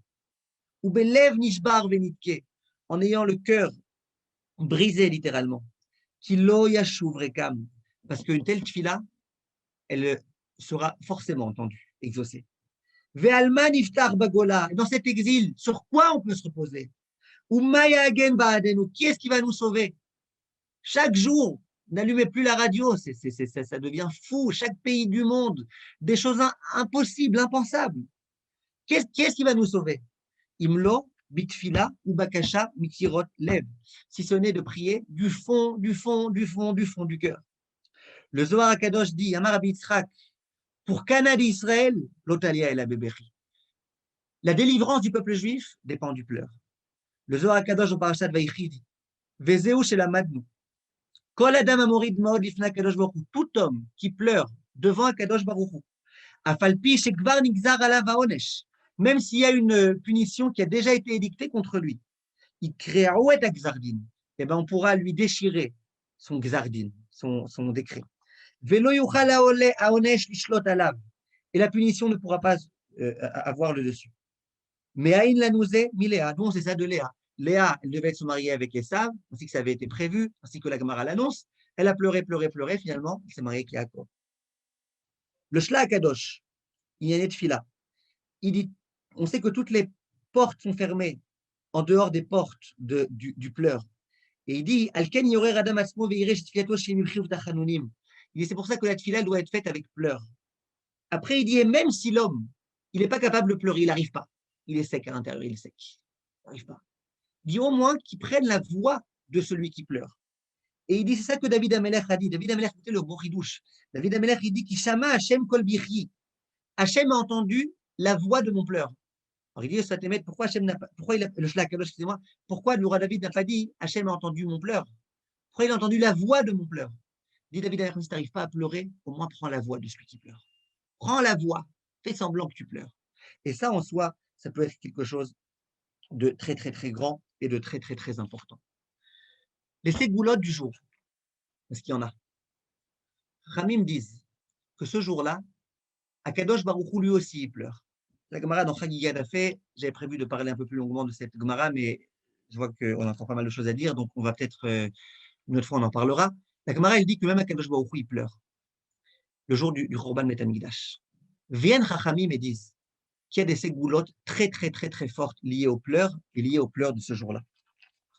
La première ségoula, le Mahari Assad, c'est un très grand Rav Sfaradi, tous les pleurs qu'il pleurait, toutes les gouttes, les larmes qu'il déversait au moment du Tikkun Chatzot, il les mettait de côté. Il les ramassait comme ça, il les mettait dans un petit gobelet et il les gardait. Quand il y avait des Bachouri, des jeunes hommes juifs, qui étaient censés rentrer à l'armée des non-juifs, toute leur spiritualité était en question, tout leur Shabbat était en question, eh ben, il prenait ces larmes, il leur donnait à boire. C'était une ségoula pour qu'ils n'aillent pas à l'armée. Les gens qui perdaient la vue, prenaient de ces larmes-là, ils leur mettaient sur les yeux. Et il y a des gens comme ça qui ne perdaient pas la vue. C'était le Mahari Assad. Le Rav Akadosh de Brezhin, lui, il dit que Enzman Mesugan et Kabat Atfilot, Keyami Melou. Il n'y a pas de jour où Akadosh Baruch Hu, il écoute plus les tfilot que ces jours-là de Yemé Ben Hametzarim, attention, parce qu'il ne reste plus que quelques heures au Ben Hametzarim. Il dit pourquoi? Parce que ces jours-là, c'est Tfila Le'ani qui a Atof. Ces jours-là, on est pauvre. Et on peut prier Akadosh Baruch Hu très fort. Le Rav Mordechai de Nadvorna, lorsqu'on venait le voir en lui disant, s'il vous plaît, Gvodarav, on a besoin que vous priez très très fort pour un tel et pour un tel, parce que la situation est très très grave. Il disait, ok, j'ai prié maintenant, mais ramenez-moi cette fille-là, ramenez-moi ce papier pendant les 9 jours. Parce que les 9 jours, c'est de ces fameux 9 jours, le Shret Shabbat, c'est 9 jours durant lesquels Akadosh Baruch Hu, il écoute notre filote. Et pour un peu mieux comprendre, Rabbi Pinchas de Koritz disait que là où Akadosh Baruch Hu se trouve, tout le monde se trouve. Les anges se trouvent, tout se trouve. Il dit le Rav de Koritz, le jour du Khurban Bet Hamikdash, qui est écrit dans le Zohar Akadosh, c'est partout, que la Shrina, en quelque sorte, elle se trouve par terre. Elle se trouve par terre avec le peuple juif. C'est écrit. Quand on marche par terre, on marche sur la Shrina Kaviachol. Et ça vient nous rappeler la souffrance de la Shrina, la souffrance Kaviachol de Kadosh Baruch Hu. Il est écrit durant ces jours-là que Kadosh Baruch Hu il est en galoute avec nous. Et le Rav de Koritz, il dit que ces jours-là, B'Tisha B'Av, Kesheoshvim al Haaretz, quand l'homme il s'assoit par terre, et donc il y a Hachem qui s'assoit par terre avec lui, et il y a tous les anges d'Akadosh Baruch Hu qui sont avec lui, on peut prier à Kadosh Baruch Hu très fort à ce moment-là, c'est la ségoula. Quand on est assis par terre, avec Kadosh Baruch Hu qui est assis avec nous, ce jour-là, le Tisha B'Av, même si on n'est plus assis par terre, parce que Chatzot est déjà passé, peu importe. À ce moment-là, on est avec Kadosh Baruch Hu et Hachem, il peut écouter. Il dit s'il manque à quelqu'un quelque chose, c'est le moment de prier quand il se trouve par terre ce jour-là. Donc, on a compris quelque chose de très, très important. On a compris, premièrement, que le pleur, c'est quelque chose d'humain, c'est quelque chose d'urgent. On a compris que c'est l'homme qui pleure qui va être capable d'apporter la Géoula, d'apporter la Yeshua, et que nous devons donc, nous tous, pleurer. Il faut chasser de nos esprits tous ces clichés selon lesquels c'est que les femmes qui pleurent et que c'est pas bien de pleurer, etc. C'est vrai que la femme, elle a le pleur un peu plus facile. La camarade dans Mametsia, elle dit, Dimata Metsuya. La femme, elle pleure plus facilement que l'homme. C'est pour ça que les hommes, ils doivent faire gaffe de ne pas embêter leur femme. Gamara là-bas, il explique. La femme, elle pleure. Et quand elle pleure, elle se connecte tout de suite à Kadosh Baruch Hu. Et c'est pour ça que c'est mortel, pour son mari, qui l'a fait pleurer. On retrouve la même idée. Le pleur, il te permet de te connecter à Kadosh Baruch Hu. Le pleur, il te permet de comprendre que toi, tu ne peux pas, même ton mari ne peut plus, il n'y a qu'Hachem qui peut. Ça, c'est la dimension de la femme. Et les femmes, aujourd'hui, le jour de Shabbat, pleurez, pleurez, pleurez. Et en général, quand vous avez besoin de pleurer, pleurez. Et même si votre mari vous dit, allez, arrête de pleurer, t'es une petite mauviette, au contraire. Les gens forts, c'est les gens qui pleurent. Les gens forts, c'est les gens qui ont le courage de se mesurer à leurs sentiments. On a l'habitude de dire que quand quelqu'un il évite la peur, cette peur, elle se transforme en panique. Quand quelqu'un il affronte la peur, cette peur, elle se transforme en courage. Méditez cette phrase, c'est pareil pour le pleur. Quand quelqu'un il veut fuir le pleur, et ben finalement, il va déprimer. Quand quelqu'un il affronte le pleur, et ben là, ça se passe bien. Et profitez de ce pleur-là. J'aimerais, Bezrat Hashem, terminer avec une petite idée qui me semble être aussi très, très, très, très, très importante. Toujours sur le pleur et toujours sur la psychologie du pleur. Que faire lorsque quelqu'un me dit « Moi, j'arrive pas à pleurer. Autant j'arrive à me réjouir à Simchat Torah, autant j'arrive à me sentir libre le jour de Pessah, autant j'arrive, etc., etc., mais j'arrive pas à pleurer à Tisha B'Av. Tisha B'Av, j'ai qu'une envie, c'est que le jour finisse le plus vite possible pour qu'enfin on puisse faire les valises et aller en vacances. » Qu'est-ce qu'on fait? Alors, le Rav Pinkus, lui, disait quelque chose de très intéressant. Il disait que l'homme est censé pleurer à la destruction du Beth Amikdash. L'homme qui n'est pas capable de pleurer à la destruction du Beth Amikdash, eh ben, il faut qu'il pleure le fait qu'il n'est pas capable de pleurer. Si tu n'es pas capable de pleurer, c'est que tu as un problème à l'intérieur. Tu as un problème. Et pleure du fait que tu as un problème. Les gens vont dire ici, j'arrive pas à pleurer du fait que je pleure que du fait que j'ai un problème. enterre-toi, je sais pas quoi faire. Les gens qui n'arrivent pas à pleurer, au moins qu'ils soient conscients du problème. On raconte que le jour où le Kotel a été libéré, il y a des soldats qui sont descendus au Kotel. C'était extraordinaire, pathétique au possible. Ça faisait des années et des années que personne ne pouvait se rendre au Kotel. Les soldats sont descendus au Kotel. Ils se sont mis à prier, ils se sont mis à pleurer. Les soldats religieux, ils ont pris leur télim, ils ont commencé à prier. Là-bas, il y avait un soldat pas du tout religieux. Il a vu ses amis pleurer, il s'est mis à pleurer. Quelqu'un est venu le voir, authentique. Il a dit, pourquoi tu pleures? Pourquoi tu pleures? Eux, ils pleurent parce qu'ils comprennent que le Kotel, c'est un endroit qui est saint et qui est particulier, etc. Ok, toi, de quoi tu pleures? Et bien, il a eu ces mots très forts.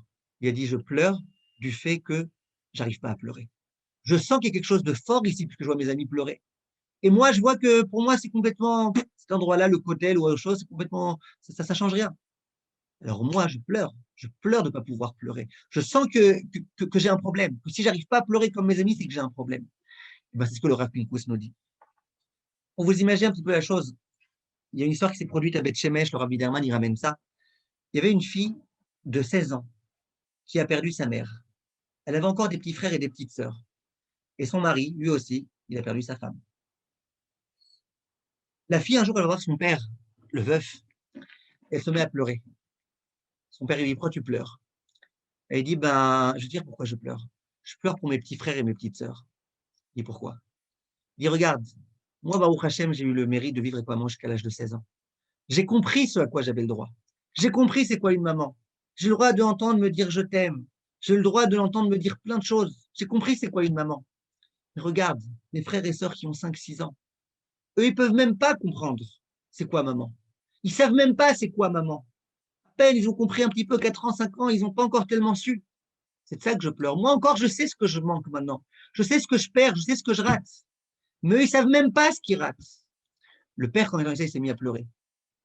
Et il dit, je te comprends très bien. Il dit, mais je comprends c'est quoi le pleur qu'on doit pleurer sur la destruction du Beth Amikdash. Les gens qui ont connu le Beth Amikdash, alors au moins ils ont connu, ils savaient ce qu'ils perdaient.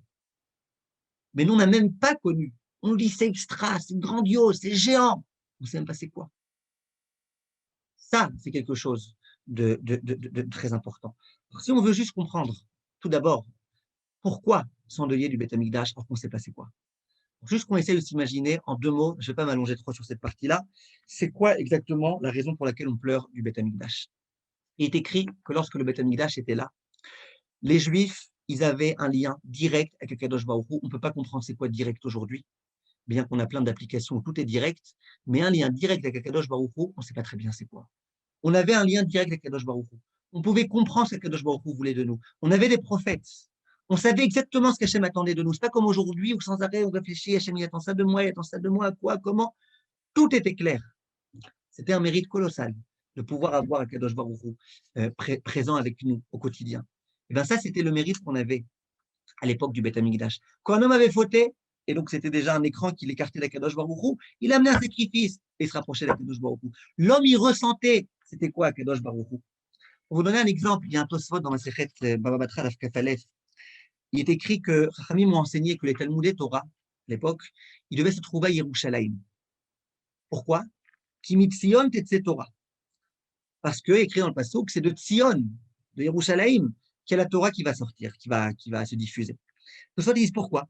Les fiches à Yaroué, Gdusha Gdola. Ceux qui se trouvent à Yerushalayim à l'époque du Beth Amikdash, ils voyaient une sainteté énorme. Kohanim oskim ba'avoda. Ils voyaient les Kohanim qui faisaient tout le travail des sacrifices, etc. Aya mechaven libo yoter leirat shamayim velilmod Torah. Et bien ça donnait à l'enfant l'envie, l'énergie de devenir plus grand, de devenir meilleur, d'étudier la Torah davantage. Et après il dit que Hashem besifri le mantima de l'ira gadol maaser sheni shenvi d'idée Talmud. Le maaser sheni on devait l'amener à Yerushalayim. Et grâce au maaser sheni les gens ils se renforçaient comment? לפי שהיה עומד בירושלים, עד שיאכל מעשר שני שלו, היה רואה שכולם עוסקים במלאכת שמיים, il voyait comment tout le monde était en train de servir הקדוש ברוך הוא, ובעבודה, היה גם הוא מכוון ליראת שמיים ועוסק בתורה. À l'époque, aujourd'hui il y en a qui vont vous lire ça, les gens qui viennent de France et qui viennent dans les rues d'Yerushalayim, le matin, les mamans qui amènent leurs enfants au Talmud Torah, les papas qui courent au kollel avec leurs valises et machin, etc. Ils vous disent, rien que tu vois ça, tu as envie de devenir un meilleur juif. Rien que tu vois les Soukot, la fête de Soukot, tu as envie de devenir un meilleur juif. C'est vrai, c'est ce qui reste, c'est les restes de ce qu'il y avait avant. À l'époque du Beth Amikdash, c'était pour de vrai. Pour de vrai, tu arrivais dans Jérusalem, tu te remplissais de Yirat Shamayim, tu te remplissais de liens, d'amour pour Akadosh Baruch Hu. C'est ce qu'il y avait. Le Melech HaKuzari, quand il est venu voir le Chaver, il lui dit, pourquoi tu as tellement envie de venir en Israël? Il n'y a plus de Beth Amikdash, Khalas. S'il y avait le Beth Amikdash, je peux comprendre, il n'y a plus de Beth Amikdash. Ça y est, il est mort, il n'y a plus. Pourquoi tu as tellement envie d'aller en Israël et tu mets ta vie en danger pour aller en Israël? Qu'est-ce que tu gagnes? Et bien là, le Kuzari, il donne le secret. Et il dit, je vous lis dans les mots, il dit, voilà, il dit, Ashrina niret aïn be'aïn i asher ne'edar. Il dit le fait de pouvoir voir Akadosh Baruch Hu, aïn be'aïn, ça veut dire entre quatre yeux, de pouvoir le voir vraiment, ça manque. Pourquoi? Maintenant qu'il n'y a plus le Beth Amikdash, ça y a plus. Il dit par quoi? Et c'est ça qu'on attend. Quand on dit qu'il y a Aïn Be'aïn Irou Beshuv Hashem Sion, quand Hashem il ramènera le Beth Amikdash et tout, on pourra se voir véritablement la Shrina. Et c'est ce qu'on dit dans la Tfila, avec Echezena Enenu Beshuv Chalet Sion, nos yeux ils pourront voir la Shrina. Et après il dit, mais il n'empêche que si on ne peut pas aujourd'hui avoir ce très très très très grand degré, malgré tout on a autre chose. Malgré tout aujourd'hui en Israël, c'est la terre d'Akadosh Baruch Hu, c'est la terre dans laquelle Akadosh Baruch Hu se trouve particulièrement, c'est la terre dans laquelle on peut devenir meilleur. Alors il dit, je veux quand même venir ici. Mais regardez la différence entre aujourd'hui et avant. La terre d'Israël de l'époque du Beth Amikdash, c'était autre chose, au point que le Gaon de Vilna disait que le juif, d'après la destruction du Beth Amikdash, c'est quoi? C'est un débris de juif. Un débris. Tu prends un super vase, tu le casses en 1000 morceaux, tu as un débris de vase. Ben, c'est pareil. Le juif, d'après le Khurban Beth Amikdash, c'est un débris de juif.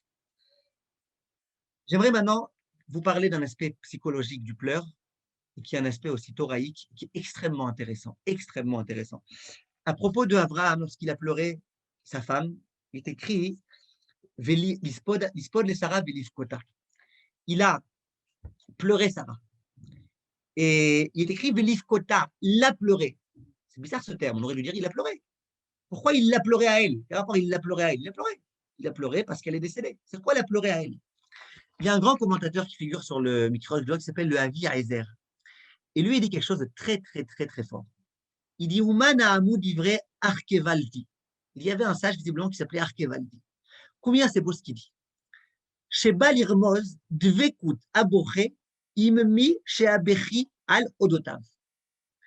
Il dit lorsque tu pleures, tu te connectes à la personne sur laquelle tu pleures. Venaasuk et goufechad. Et ils deviennent une seule personne.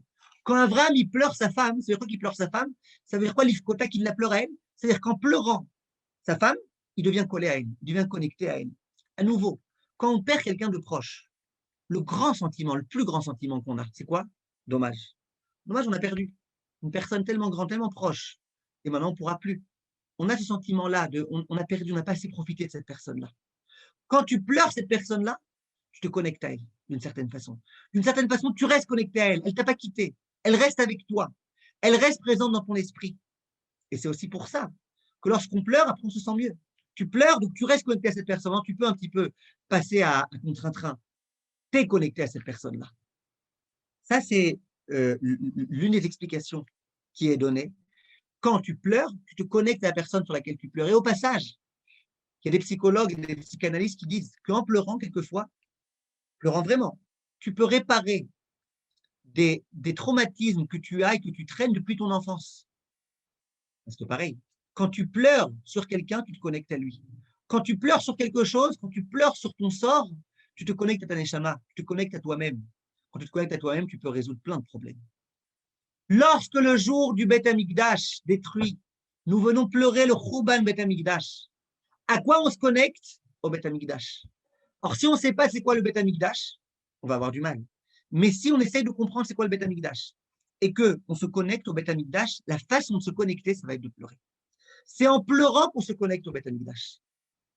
C'est en pleurant qu'on entretient un lien avec le Beth Amikdash. Ce lien-là qui est perdu, qui est complètement paumé toute l'année, on le perd. Le jour où on entretient ce lien à nouveau, et j'allais dire ça peut être suffisant un jour, bien sûr toutes les nuits on essaie de faire Tikkun Chatzot et tout, mais même un jour ça peut être suffisant. on entretient un jour, une fois, il y a une femme qui a perdu son fils. Et des années sont passées. Baruch Hashem, elle avait beaucoup de Emouna. Et cette femme-là, le jour où son fils était mort, chaque année, elle prenait l'album photo et elle regardait la bar mitzvah de son fils. Elle regardait lorsqu'il était enfant, la chalaké. Elle regardait plein de photos et elle se mettait à pleurer. Quelqu'un est venu la voir et lui dit: pourquoi tu enfonces ce couteau dans la plaie? Ça y est, ça fait 15 ans qu'il est mort, tu l'as oublié. Pourquoi tu as besoin de te rappeler et de pleurer à nouveau chaque fois, chaque année? Elle dit: mais non, justement, mon fils, maintenant, il n'est plus là. Et c'est mon fils, je veux me sentir connecté à lui. Alors si je l'oublie complètement, je ne serai plus connecté. Ça m'angoisse. Une fois par an, je pleure. Je pleure comme ça, je reste connecté à lui. Et ça me suffit. Après les autres jours, je peux être joyeux, je peux être heureux, je peux aller danser, je peux aller chanter. Grâce au fait que je sois connecté. C'est ça qui se passe le jour de Tisha B'Av. Le jour de Tisha B'Av, on se connecte et on se reconnecte au Beth Amikdash grâce aux pleurs, grâce au deuil, grâce au fait qu'on peut être proche du Korban Beth Amikdash. Et à mon avis, pourquoi on dit que ce jour-là, c'est un jour de joie? Puisque c'est écrit. C'est écrit, c'est le jour dans lequel le Mashiach est né. Il écrit que c'est le jour, un jour de Moed. Ça s'appelle Moed ce jour-là. Pourquoi ce jour-là, il s'appelle Moed? Pourquoi ça s'appelle un jour de fête? Alors, le cours précédent, on avait expliqué que le jour où le Beth Amikdash a été détruit, toutes les fautes ont été expiées, donc c'était un jour de Moed. Mais pourquoi aujourd'hui, c'est un jour de Moed? Ça y est, le Beth Amikdash a été détruit, les fautes ont été machin. Pourquoi aujourd'hui, c'est Moed? Eh bien, à mon avis, c'est ça l'idée. Pourquoi aujourd'hui, c'est Moed? Parce que c'est le jour où tu peux te connecter à Hachem. Le jour où tu peux te connecter au Beth Amikdash, le jour où tu arrives à te reconnecter au Beth Amikdash, c'est un jour de joie. Or, c'est vrai que tu te reconnectes au Beth Amikdash par le pleur. C'est vrai que tu te reconnectes à Kadosh Baruch Hu par le pleur, par la difficulté, par le deuil. Mais il n'empêche que tu te connectes. S'il n'y avait pas de Beth Amikdash, s'il n'y avait pas de Tisha B'Av, on ne serait plus connecté. On aurait oublié le Beth Amikdash. On aurait tout oublié. Et donc ça, c'est l'idée qui est importante. Le Sfat Emet, il l'écrit explicitement. Et il dit que la joie, je vous lis dans les mots parce que c'est très fort ce qu'il dit. Il dit, à chaque joie, il faut se rappeler du Beth Amikdash. L'omar chez mes corps kol hasimcha au Beth Amikdash. C'est pour dire que toute la joie qu'il y a dans le monde, elle provient du Beth Amikdash. Après, il dit, au bisman Amikdash, asimcha ya bishlemut. Quand il y avait le Beth Amikdash, quand il y aura le Beth Amikdash, la joie, elle sera complète, parfaite. Veke ayom, écoutez bien le chidouche. Et aujourd'hui, nous ochim el asimcha al yedé à avelut shel Beth Amikdash. Aujourd'hui, comment on est joyeux? En prenant le deuil du Beth Amikdash, ainsi qu'il est écrit, Sisou masos kol hamitabelim. Réjouissez-vous, tous ceux qui prennent le deuil du Beth Amikdash. Ve'amrou chazal, kol hamitabel al Yerushalayim, Chachamim ont dit, toute personne qui prend le deuil de Yerushalayim, zoche veroe besimchata. Au présent, il voit la consolation de Yerushalayim. Alors, il dit, Sfat Emet, en principe, ça veut dire quoi? C'est plus tard, quand le Beth Amikdash sera reconstruit, il verra. Il dit, mais écrit au présent. C'est quoi au présent? Ça veut dire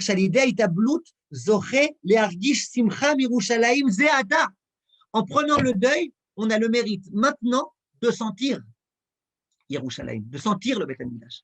C'est-à-dire qu'en étant en deuil ces jours-ci, on ressent le Beth Amikdash. Quand tu pleures et que tu comprends qu'il y a de quoi pleurer, tu comprends c'est quoi Yerushalayim. Tu comprends c'est quoi le Beth Amikdash. Tu commences à t'emplir de joie, à savoir que bientôt le Beth Amikdash va être reconstruit.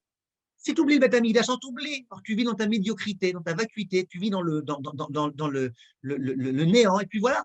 Mais quand tu pleures un jour et tu comprends que je pleure parce qu'il y a une vie tellement plus spirituelle qui m'attendait, qui m'attendra, ben ça en soi, ça te réjouit. Tu comprends qu'un jour, tu vas sortir de ta petitesse et que tu vas rejoindre le Beth Amikdash, rejoindre Akadosh Baruch Hu. Ça en soi, ça réjouit. Pourquoi ce jour-là, c'est un jour de Moed?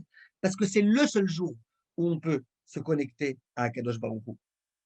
La mitzvah de tout juif, chers amis, c'est de se rappeler et d'espérer le Beth Amikdash. Le Rav Wosner dit que le Yad HaChazaka, le Rambam, il commence son livre par la Emouna en Hachem, il finit son livre par la Emouna en le Mashiach, pour qu'on comprenne que le juif, il vit autour de ces deux impératifs. La Emouna en Hachem, la Emouna en la venue du Mashiach. Et vous avez remarqué que chaque Rav, beaucoup en tous les cas, quand ils finissent leur drachot, ils disent, Bezrat Hachem, que bientôt vienne le Mashiach. Peut-être je vais pouvoir profiter de sa sagesse. Et voilà que Reb Jouché se rend là-bas. Il écoute le cours. Et à la fin du cours, il s'adresse à Reb Youssef et lui dit, Kvod Harav, c'est tellement beau ce que vous avez dit. Vous avez tellement bien parlé. C'était tellement extraordinaire. Why. Vous avez trouvé grâce à mes yeux. Et là, Reb Youssef s'adresse à Reb Jouché. Il lui dit, tu sais quoi? On l'attend, et on Toi, si l'attend, tu et on l'attend. l'attend. Comme ça, tu as trouvé grâce à mes yeux. Ce jour, j'imagine que tu dois être quelqu'un de bien. Et c'est la phrase avec laquelle je dis, ah non, moi pas du tout, aucun rapport. C'est le jour dans lequel. J'imagine que tu dois être un Talmid Chacham. Et on voit à l'extérieur toute la chorma, toute la sagesse qui se trouve à l'intérieur de toi. Il lui dit, ah non, pas du tout, aucun rapport. Il dit, commence pas à essayer de m'arnaquer. Je vois que tu es un Talmid Chacham. Il y a des enfants. Reb Jouché, il voit qu'il n'a pas le choix, il dit, je vais dire la vérité. Pourquoi tu veux qu'il pleure le Beth Amikdash? Non, je ne suis pas un grand Talmid Chacham, mais vous voyez bien, je suis venu écouter votre cours. Il vit avec Hachem, il vit avec Hachem, il passe sa journée à prier. Moi, pourquoi tu veux qu'il pleure la destruction du Beth Amikdash? Je sais Amikdash? bien prier. L'autre qui est avec son iPhone toute la journée, ça va, prier, tout le monde sait prier. C'est rien de particulier. Qui veut le Beth Amikdash? Non, mais moi, je sais prier. Celui qui veut le Beth Amikdash, c'est celui qui est capable de comprendre que la vie dans laquelle il est, c'est une vie qui est complètement insuffisante. J'aimerais bien que tu m'apprennes alors. Comment on fait pour bien prier? Ok, toi tu es dans ton Beth Amikdash. Reb Jouché, il dit viens dans un coin avec moi. Il le prend dans un coin. Et tu sais qu'il y a des gens qui commencent à lui dire, tu sais c'est quoi le mérite de prier à Hachem? Le Dieu des dieux, le roi des rois, Akadosh Baruch Hu, le géant, Akadosh Baruch Hu qui peut tout faire, Akadosh Baruch Hu qui nous aime tellement. Il suffit d'ouvrir notre bouche et Hachem est là, il nous écoute, il nous entend. Tu t'imagines un petit peu c'est quoi ce mérite? C'est pas ça le but, tu n'as pas été créé sur terre juste et là il commence à ouvrir sa bouche et à prier à Hachem avec tellement d'enthousiasme et de cœur et de joie et de pleurs et de rire et de tout ce qu'il fallait. J'ai mon niveau de vie, Baruch Hachem, j'ai un bon niveau de vie. Reb Jouché fait ce grand Talmid Chacham. Baruch Hachem, voilà, je vais tous les jours. Voir Reb Jouché prier tellement, il dit ouais, moi je suis complètement à côté, moi je prie, voilà, comme ça je sais faire la kavana, je fais très fort mes yeux, mais aucun rapport. Il dit à Reb Jouché c'est quoi? Je vais te demander quelque chose. Moi, je vais venir habiter là où toi tu habites. Comme ça, je pourrai te voir prier tous les jours. Et tu pourras m'enseigner un petit peu la prière. Comme ça, je deviendrai un grand prieur. Et là, le Reb Jouché beaucoup d'avoir été là. Lui a dit non, regarde, il faut que tu saches une chose. Tu as peut-être remarqué, tous les êtres humains sont à peu près les mêmes. Ils ont tous deux oreilles, deux yeux, un nez, une bouche, une tête. Simplement, chacun est différent. S'il y a des questions, Partsouféem shonot. Les visages de tout un chacun est différent, la taille de tout un chacun, la voix de tout un chacun. Et c'est comme ça extérieurement, combien a fortiori intérieurement. Chacun a des qualités, chacun a des défauts, chacun a des traits de caractère, chacun a ce qu'il lui faut pour grandir. Il dit pourquoi Hachem il a fait ça comme ça? Pourquoi il ne nous a pas tous fait les mêmes? Parce que sinon on ne pourrait pas sanctifier le nom d'Hachem. Si tout le monde servait Hachem exactement de la même façon, avec les mêmes qualités, avec les mêmes défauts, etc. Comment on pourrait sanctifier le nom d'Hachem? Non, sanctifier le nom d'Hachem, c'est celui qui prie très très fort, c'est celui qui étudie très très fort, celui qui fait du chesed très très fort. Et chacun, il amène ce qu'il a amené pour montrer. Pardon, on peut trouver la replay du cours? Il sera mis sur le site dans la journée, Bezrat Hachem. Une question, s'il vous plaît. Oui. Bonjour, c'est Anaëlle. Alors, c'est une question qui est liée aux pleurs et en même temps à la demande à Hachem, en fait, dont vous avez parlé tout à l'heure. Dans le cadre d'un divorce ou d'une séparation amoureuse, quand une personne pleure et a du mal à faire le deuil, est-ce que quand elle pleure Hachem, elle a le droit de demander à Hachem d'ouvrir le cœur de cette personne et que ça s'arrange? Ou est-ce qu'elle doit juste dire à Dieu, fais pour moi ce qui est bon et c'est tout, quoi? Je vais vous dire le problème. Priez, vous pouvez prier pour ce que vous voulez. Le seul problème, c'est que, à nouveau, tant qu'il y a encore un espoir, vous pouvez toujours prier. Le problème, c'est que tant que vous restez dans cette démarche-là, je parle vraiment, je ne sais pas de quoi on parle, hein, je vous parle juste parce que j'en ai déjà eu des élèves qui étaient dans ce cas-là. Tant qu'on n'accepte pas que c'est fini avec une personne et qu'on continue toute la vie à prier, faire en sorte que on a du mal à mettre fin à cette relation-là. Et donc, elle continue à rester dans notre esprit. Et donc, on ne peut pas prendre de l'avant. Donc, si vous sentez que c'est fini, eh ben, mais vous pouvez prier pendant 1 semaine, 2 semaines que ça reprenne, si c'est son ratson. Au bout d'un moment, dites allez, au revoir. Et prenez le deuil de cette relation-là. Et après, vous pourrez mieux continuer dans votre vie. D'accord, merci. Je peux poser une question? Bonjour. Oui. Bonjour. Je suis Patricia. Je voudrais savoir, vous venez de dire que quand pour effacer quelque chose, on pleure et ça y est. Maintenant, vous nous dites qu'il faut pleurer pour le Beth Amikdash, que même pas on n'a pas connu, qu'on ne sait pas ce que c'est, pour que ce soit fini, pour que ça continue. Parce que là, je ne comprends plus, c'est l'inverse. Ou bien je n'ai pas saisi. Elle est claire, ma question, parce que même moi, je crois que je ne suis pas sûre. Si j'ai bien compris, vous demandez, est-ce qu'il n'y a pas le risque en pleurant le Beth Amikdash, on va l'oublier? C'est ce que vous êtes en train de nous dire, de pleurer sur quelque chose de façon à ce qu'on puisse l'évacuer. En psychologie, ça veut dire que, bon, oui, c'est vrai, c'est accepter la fin de quelque chose. Maintenant, Là, on nous dit de pleurer sur le Beth Amikdash. Donc, ça veut dire qu'il faut accepter la fin du Beth Amikdash. Exactement. Ça veut dire, je vais vous dire, oui et non. Ça veut dire, le fait de pleurer en soi, ça peut être quelque chose qui libère. Maintenant, si le Beth Amikdash avait été détruit, que c'était terminé, c'est fini. On aurait dit, on pleure et puis voilà, et puis on oublie et voilà. Là, ce qui est sûr, c'est qu'on a une promesse à Kadosh Baruch Hu, le Beth Amikdash va être reconstruit. Le troisième Beth Amikdash, il va arriver, Bezrat Hashem. Donc là, au contraire, là, on se sert du pleur pour justement ne pas oublier le Beth Amikdash, pour laisser le lien avec Kadosh Baruch Hu, avec le Beth Amikdash. C'est-à-dire le pleur, il a plusieurs buts, plusieurs fonctions.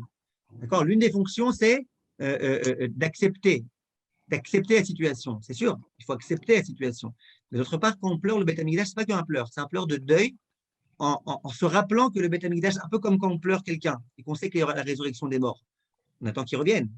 Là, pareil, quand on pleure le Beth Amikdash, on sait qu'il va bientôt venir et on pleure le manque du Beth Amikdash parce qu'on sait que c'est notre oxygène. Mais puisqu'il va revenir. Il ne reviendra pas, il reviendra si on fait les efforts, si on prie. On sait qu'il va revenir. C'est une promesse d'Hachem. Et les promesses d'Hachem, elles ne sont pas vaines. On sait qu'il va revenir. On sait qu'il va revenir, donc, si le jour où on le méritera. Ok, donc ça veut dire qu'on doit pleurer plutôt sur nos fautes, sur les fautes. En plus, le Beth Amikdash, personne ne connaît de notre génération, mais même des générations précédentes. Personne ne sait ce que c'était, personne ne connaît comment dire, le degré de la Kedusha qu'il peut y avoir. Mais même pas en rêve, on ne peut même pas toucher ça, même pas rien. Donc, c'est ce que j'ai expliqué, c'est ce que j'ai dit. On ne peut pas pleurer sur quelque chose qu'on n'a pas connu. Donc, le fait de pleurer, il n'y a que peut-être les grands qui peuvent faire ça, parce qu'ils sont déjà kadosh. Vous voyez ce que je veux dire? On peut pleurer de ne pas avoir eu le mérite de comprendre c'est quoi. On y croit. On y croit que le Beth Amikdash, c'est quelque chose de très, très, très, très grand qui nous aurait transformé en des gens 1 million de fois meilleurs. Ça, on y croit. Si on y croit, on y croit. Maintenant, on ne sait pas comment ça marchait là-bas. Comment ça se passait. Psychologique très dur. Oui, ça c'est difficile. Je suis d'accord avec vous, ça tout le monde le dit. Tout le monde le dit qu'aujourd'hui, c'est très difficile. Tout le monde le dit. C'est dur, parce qu'on peut pleurer, mais c'est pour ça que j'ai entendu qu'on peut pleurer sur des problèmes qu'on a, nous, de façon à ce qu'ils sortent des larmes. Ouais, mais d'une certaine façon, Mais ce n'est pas évident encore, parce que si quelqu'un il est bien, il est heureux dans sa vie, il a tout, même religieux ou pas, pleurer, c'est… Alors on a dit s'il ne peut pas pleurer, au moins qu'il fasse une voix pleurante. Quand il va dire cet après-midi à Mincha Nachem, qu'il dise Nachem, Hashem, Elokeinu. Parfois, ça… Semblant. Pas faire semblant. Comprendre qu'il y a on a une aspiration à la chose. Mais d'un autre côté, hier soir, si je peux me permettre, hier, par exemple, j'ai regardé des films sur Mégalim qui sont très, très bien faits sur ce qu'était le Beth Amikdash, etc., que c'est cassé, comment ça a fini et tout. Dans mon cœur, il y a eu des pincements. J'ai eu des pincements, mais inconscients, c'est-à-dire qu'il y a eu des pincements. Et je pense qu'il y a aussi ça que les gens pourraient faire. Je ne sais pas s'ils ressentiraient des choses, mais pleurer, c'est pas évident. Comment ça s'appelle? Mégalim. Mégalim. Mégalim, c'est des stratim, des vidéos, comment on dit, digitales, qui sont très, très bien faites. Il y a sur Nehemia, il y a tout le processus du Beth Amikdash, les Kohanim, le jour de Kippour. Comment ça s'écrit, Mégalim? Comment ça s'écrit? Mégalim, comme ça se prononce, Mégalim. En un mot? Oui, même, Gimel, Lamed, Yud, même. Ah, Mégalim, genre on découvre, j'ai compris. Mégalim, je n'ai pas bien dit ou quoi? J'ai compris, Mégalim du terme on découvre. Mégalim, ouais. C'est un site très, très, très, très bien fait, très intéressant. Bon, c'est en hébreu. Des fois, c'est comment dire, c'est sous-titré, mais c'est très, très, très bien fait. Digital et tout. Merci de votre conseil. C'est super bon. Voilà. Naraba. Voilà. Merci à vous. Le cours était très bien. Merci beaucoup. Naraba, merci à vous. Oui. Bonjour, Rav. Bonjour. C'est Myriam. Je voulais comprendre dans tout ça, quand on a parlé de tout ça sur les pleurs, pas forcément sur le Beth Amikdash, mais où est-ce qu'on met la joie dans nos demandes vis-à-vis d'Hachem? Où est-ce qu'on met la simcha? puisqu'on dit aussi que si on accepte ce que Hacham nous envoie, Bessimcha, alors ça ouvre toutes les portes.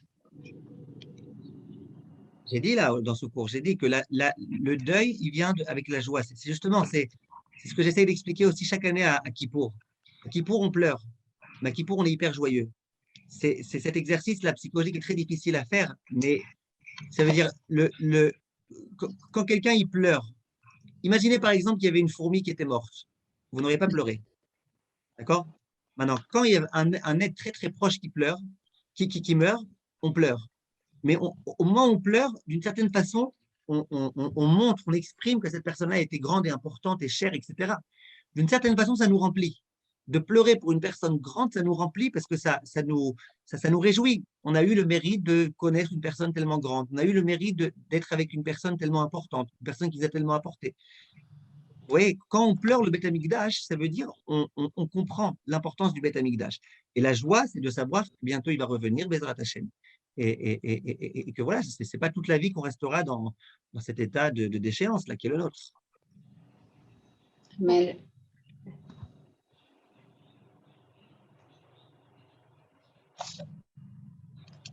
D'accord, il y a une question sur la vaisselle. Peut-on faire la vaisselle cet après-midi, les khatrila, ou mieux de ne pas faire? On peut, cet après-midi, on peut faire. Si vous pouvez mettre les gants, il vaut mieux, des gants. Mais sinon, vous pouvez faire à l'eau froide, voire à l'eau chaude s'il n'y a pas le choix. Il y avait une autre question. Oui, avec les pleurs, attendez une seconde. Je n'ai pas compris. Pourquoi c'est toujours avec les yeux qu'on pleure? Ah, ce que j'ai voulu expliquer, c'est que souvent, quand on pleure, c'est que je parle du pleur en tout cas qui n'est pas mérité. C'est quand on n'analyse pas bien la situation. Si on analysait bien la situation, qu'on savait qu'Hachem était avec nous et compagnie, souvent on éviterait de pleurer. Quand on pleure, c'est que nos yeux, ils n'ont pas été capables de bien voir la situation, de bien interpréter la situation. C'est mon petit ridou, je crois. Ruth, vous avez compris comment s'inscrire au groupe, là? Oui, c'est bon, merci. Merci, Rav. Bon, il y a un WhatsApp, il y a un numéro de WhatsApp, 058, je l'ai écrit là. Si vous voulez, vous pouvez Oui, je l'ai pris. C'est Vergamour. On se revoit à Bezrat Hashem avec le Beth Amikdash reconstruit très très rapidement. Vous connaissez les halachot, ce soir, pour les Sfaradim, après la tombée de la nuit, tout est autorisé, sauf la viande et le vin qui sera permis que demain soir. Pour les Ashkenazim, tout reste interdit jusqu'à demain midi. Et demain midi à Chatzot, midi 1h, selon l'heure du calendrier, tout devient permis. Et ce que je voulais dire en dernier lieu, c'était que, oui, ce soir, n'oubliez pas de faire la Havdalah. Les gens qui ont jeûné aujourd'hui, ce soir, faites la Havdalah avec du vin. Et même les Ashkenazim, ils peuvent le boire eux-mêmes. Le vin, c'est pas la peine de donner aux enfants ce soir. D'accord? Havdalah, sans le nerf, on l'a fait hier soir. Et sans les Bessamim, on ne fait pas. Rav, excusez-moi, hier soir, sans faire exprès, on a fait donc la boussée sur la bracha sur le S, et après on a dit la Ochata Hashem, Amadu Makadetechon, Manor Nechocher, on a fait tout le paragraphe, quoi, le dernier. On doit refaire ce soir ou pas? Ce soir, avec le nom d'Hachem. Hier, vous avez fait ça, le nom d'Hachem. Vous avez dit juste en train d'Avdil. Non, on a fait le nom d'Hachem, justement. On a fait le paragraphe avec le nom d'Hachem. Ah. En fait, trompé. Non, ne refaites pas ce soir. Ne refaites pas. Écoutez de quelqu'un d'autre. Écoutez de quelqu'un. Demandez à quelqu'un qui est bar mitzvah ou bat mitzvah et qui n'a pas encore fait la Havdalah qui vous acquitte ce soir. C'est le mieux. Et les Sfaradim, on boit le vin de la Havdalah ce soir ou pas? Oui. Même s'il n'y a pas d'enfant, on peut pas donner un enfant, on boit le vin de la Havdalah. Non. Même s'il y a des enfants, on boit. Ce soir, celui qui fait la Havdalah, il boit. Ah d'accord, je pensais même, que c'était même pour les demain soir. Ashkenazim.